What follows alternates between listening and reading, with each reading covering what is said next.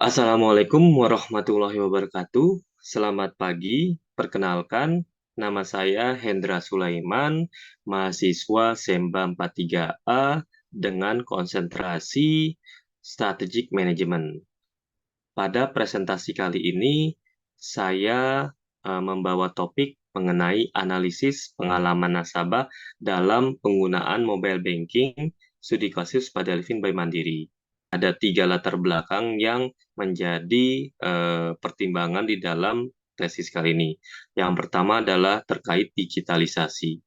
Digitalisasi dalam 10-20 tahun terakhir telah mengubah dinamika persaingan industri perbankan secara global ya, termasuk di Indonesia.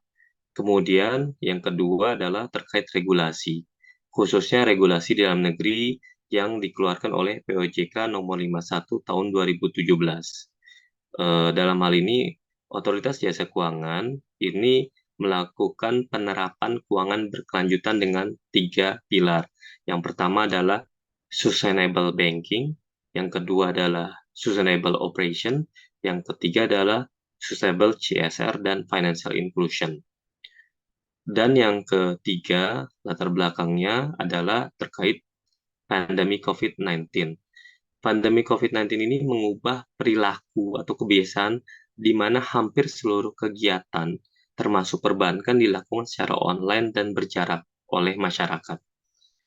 Karena tiga latar belakang ini berpengaruh terhadap peningkatan tren digital banking di masyarakat. Jadi, merubah kebiasaan masyarakat dalam mendapatkan pelayanan perbankan dari yang offline menjadi online. Di sini terlihat berdasarkan data Otoritas Jasa Keuangan di tahun 2019 sampai 2022, kita tekankan di sini terkait volume transaksi dan nilai transaksi secara digital antara 2019 sampai 2022 mengalami peningkatan signifikan. Dari volume transaksi digital yang semula 3,5 ribu juta transaksi meningkat hampir 4 kali menjadi 11,7 ribu juta transaksi atau 11 miliar transaksi. Untuk nilai transaksi digital dari kurang lebih sekitar 27,3 ribu triliun rupiah meningkat dua kalinya menjadi kurang lebih sekitar 52 ribu triliun rupiah di tahun 2022. Bank Mandiri sebagai salah satu bank terbesar di Indonesia ini memiliki kurang lebih sekitar 30 sampai 35 juta nasabah retail. Bank Mandiri mengeluarkan Livin sebagai super apps-nya pada 2 Oktober 2021 yang merupakan perkembangan dari versi lama mobile banking mereka, Mandiri Mobile lah. Nah, di sini Livin by Mandiri merupakan salah satu transformasi digital Bank Mandiri yang tadi untuk melayani nasabah individu atau retail yang mereka. Dengan konsepnya, super apps-nya di sini adalah delivering all financial services and integrated with urban lifestyle ecosystem in one application. Rumusan masalah kali ini yang kita dapatkan adalah berdasarkan evaluasi antara Bank Mandiri dengan bank lain ya di Indonesia. Kita ambil dengan data bank-bank yang memiliki database jumlah nasabah dan sudah memiliki mobile banking. Kita cek laporan keuangannya satu persatu dan kita cek juga dengan tadi validitas di laporan otorisasi keuangan. Ternyata ada temuan bahwa jumlah user transaksi dan volume mobile banking Livin ini masih di bawah BCA dan BRI. Even atau ada temuan bahwa user Livin Mandiri yang aktif maksudnya dia minimal dalam satu bulan 3 kali transaksi ya, itu hanya kisarannya 67-73% dari total pengguna Livin. Sehingga di sini kita melihat perlu adanya evaluasi penggunaan Livin dari para usernya sehingga nanti ke depannya kita bisa mendorong peningkatan pengguna yang aktif bertransaksi di Livin. Untuk pertanyaan dan tujuan penelitian ini kita ada tiga. Yang pertama adalah kita melihat mengapa nih aplikasi Livin ini belum optimal digunakan oleh nasabahnya. Yang kedua, implementasi layanan Livin selama ini seperti apa. Dan yang ketiga, solusi pelayanan ke depannya ini bagaimana ya solusinya untuk meningkatkan penggunaannya.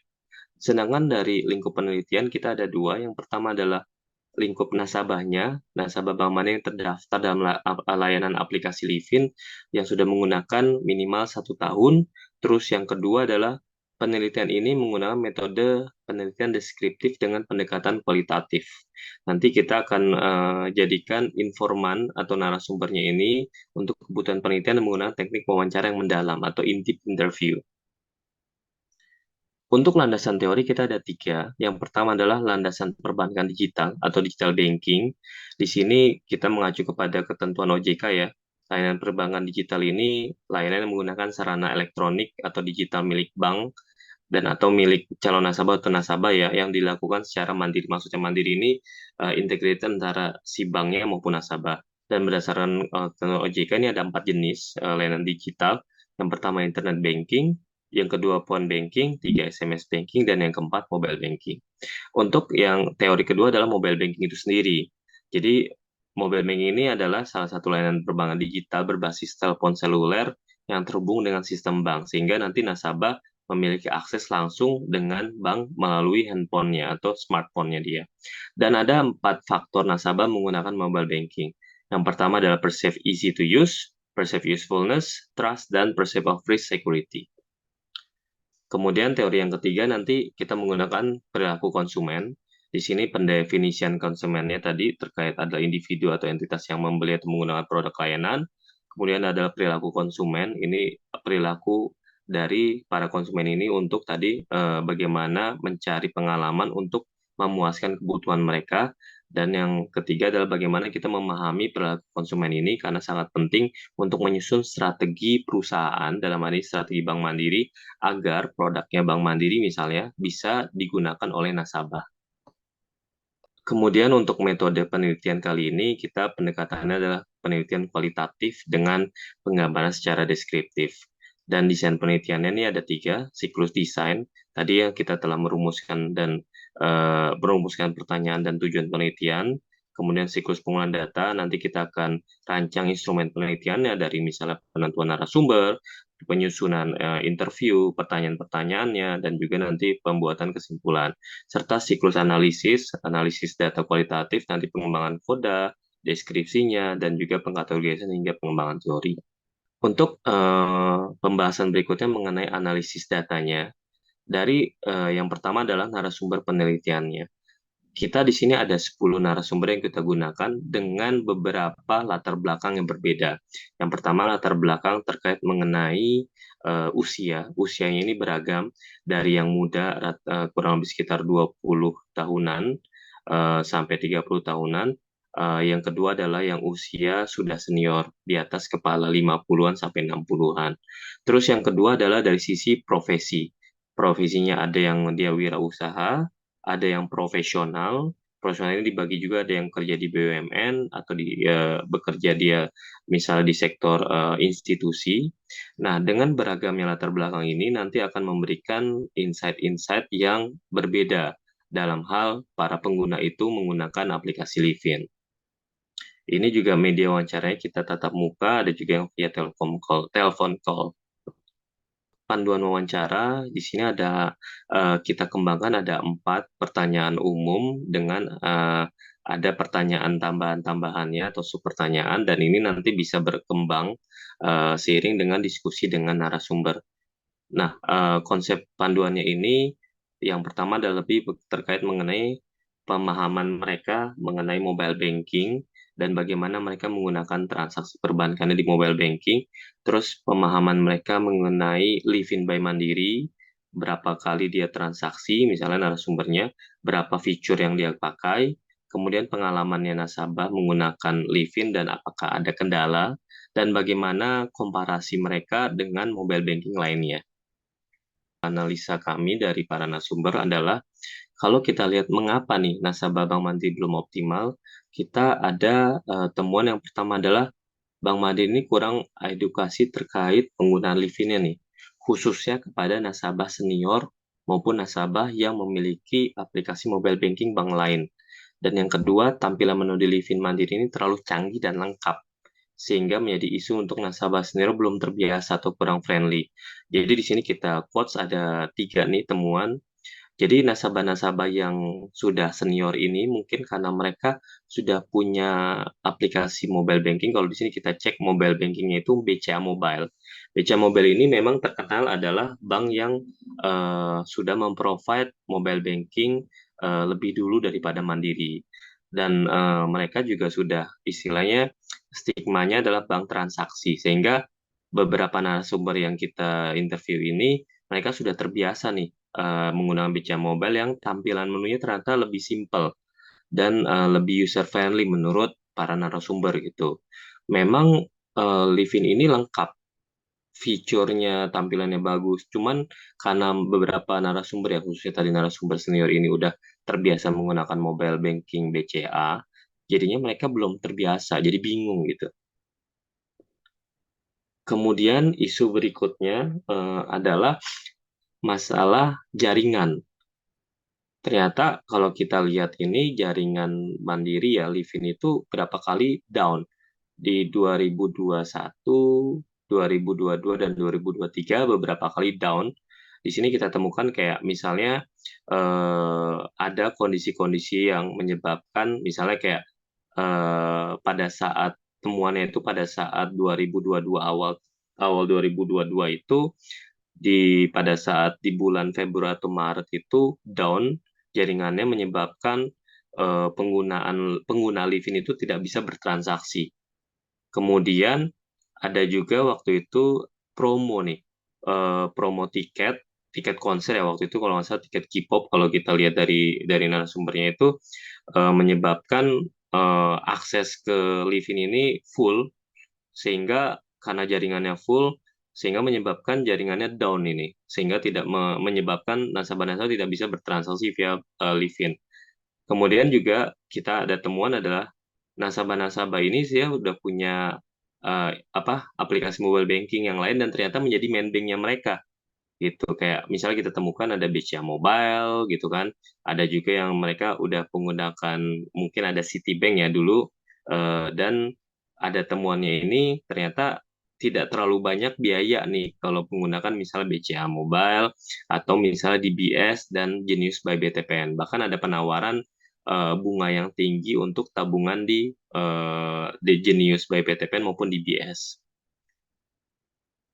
Nah, di sini juga kita melakukan analisa terkait perbandingan Livin dengan mobile banking dengan pendekatan tadi yang 4 faktor, perceive easy of use, perceive easy of use, perceive usefulness, trust, dan perceive of risk.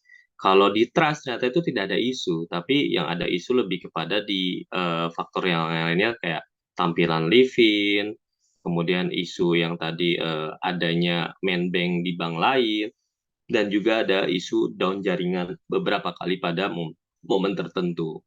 Dan kalau kita lihat pertimbangan nasabah Bank Mandiri itu memang ada mengerucut ketiga ya tadi, jaringan yang terganggu atau down, tampilan menunya yang kompleks dan kurang user friendly, serta narasumber yang sudah menggunakan mobile banking lainnya nih. Jadi sudah terbiasa atau familiar.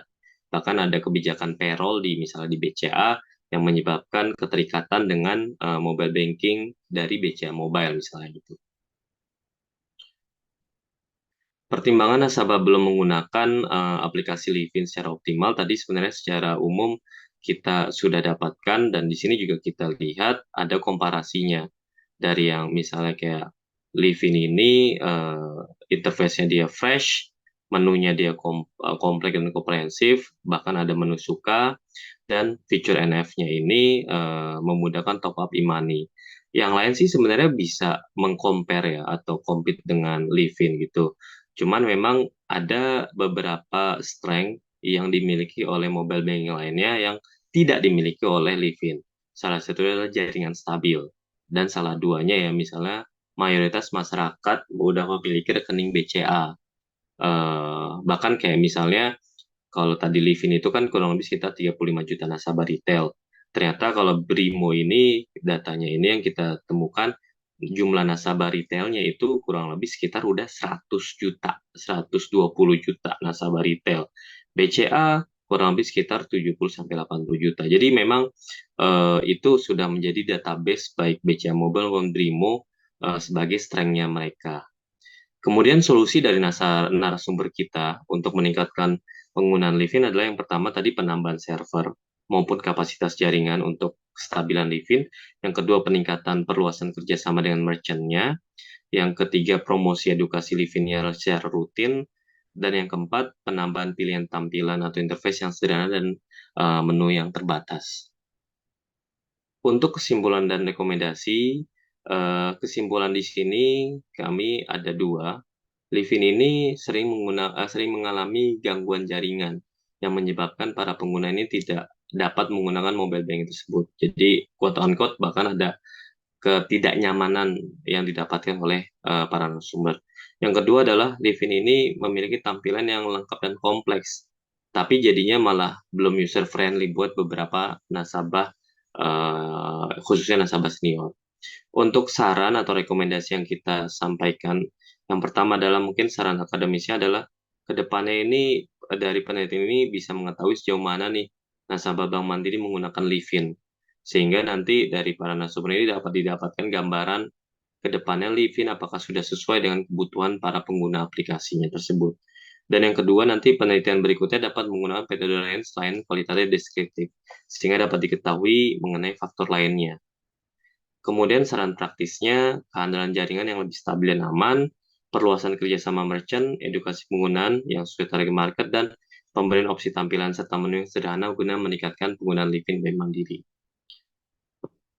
Demikian presentasi tesis dari saya, Hendra Sulaiman. Terima kasih atas waktu yang telah diberikan untuk presentasi kali ini.